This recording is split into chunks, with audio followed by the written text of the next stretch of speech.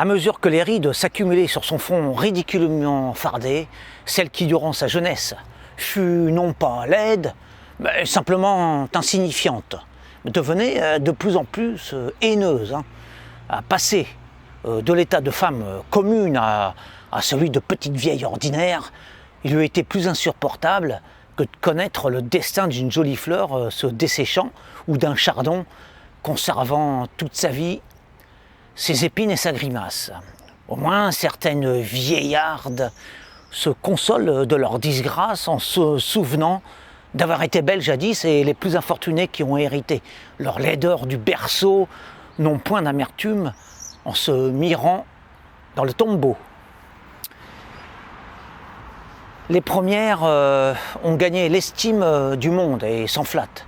Les secondes, n'ayant jamais quitté leur trône de ronces, ne sacrifient rien et sont sans regret. Les unes ont joui de l'éclat de leur jeunesse, tandis que les autres n'ont souffert d'aucune désillusion avec l'âge. Mais elles, ni belle ni laide, subissaient le sort médiocre d'une plante terne, avec l'impression de perdre beaucoup plus que toutes les autres en sombrant dans la décrépitude. Inspirer l'indifférence aux hommes est la pire chose pour une femme. Un laideron aura toujours ce cruel mais réel avantage de n'être pas invisible, contrairement aux pâles fougères de son espèce. Avec délice, on hume les roses. Avec égard, on craint les orties. Mais on piétine sans y prendre garde tout ce qui, comme elle, reste transparent. Méprisant les opportunités amoureuses auxquelles elle avait droit de par sa modeste extraction et sa sobre condition féminine, elle visait des unions prestigieuses, perdant temps, énergie et argent à essayer de séduire princes, hobereaux, nobles de toutes sortes. Tout se raillait évidemment cette espèce de charcutière en dentelle, furieusement éprise d'elle-même, en quête d'un reflet illusoire autant que d'un seigneur aimant, si bien qu'elle était demeurée vieille fille. Avec les années, sa face se dégradait donc, son cœur également, par tous les moyens. Elle avait tenté de se hisser au rang d'une Vénus qu'elle n'était pas. Cosmétique onéreuse, chirurgie plastique, accessoires de mode, cours de yoga, etc. En vain. Le résultat n'en était même que plus lamentable. À 60 ans, elle arborait un visage grotesque, une silhouette mensongère, une peau irréelle. De vrais diamants lui pendaient aux oreilles. Une toilette de luxe et des soins esthétiques coûteux devaient censément mettre en valeur sa personne.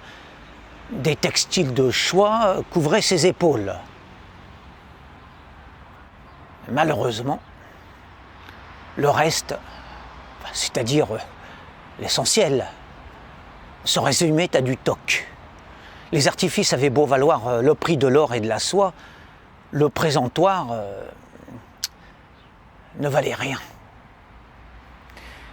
Les parures seules étincelaient, non celles qui les portaient. Les pierres, les bijoux, la marque de ses vêtements, la matière de ses sacs à main, la perruque, le vernis, tout était authentique, sauf le volatile déplumé qui captait de sottes satisfactions à la vue de ses inutiles ornements. Faute de beauté naturelle, elle en affichait stupidement les signes extérieurs.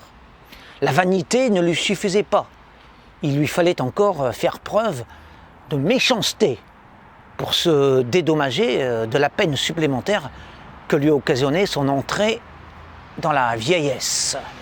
Elle considérait la déchéance ultime de sa féminité comme une injure de la nature faite à son hymen, à ses traits, à ces formes sans saveur, et ne songeait plus qu'à se venger, non pas sur les créatures, mais plus spécifiquement sur les herbes incolores qui lui ressemblaient, à la différence que ces victimes aux âmes saines n'avaient jamais cultivé l'aigreur, d'où la réussite de leur vie de femme, ce qui la faisait enrager davantage. Mais quel mal pouvait-elle faire à des femmes épanouies? Chacune de ces tentatives de disqualifier ses sœurs heureuses échouait, l'évidence des faits ne plaidant guère en sa faveur. Ces méfaits et médisances la rendaient encore plus laide jour après jour. Elle qui, au départ, n'était point déplaisante, juste banale, mais refusait de se satisfaire de l'humble trésor reçu à sa naissance, avait tout gâché, tout raté en voulant gagner un royaume hors de sa portée. C'est précisément là qu'advint le miracle. Un vieil aristocrate cynique sut repérer la détestable Chamelle, se dissimulant derrière tant de leurres, et la prit pour épouse afin d'agrémenter ses derniers jours en compagnie de ce monstre de fatuité, certes pitoyable, mais délicieusement comique.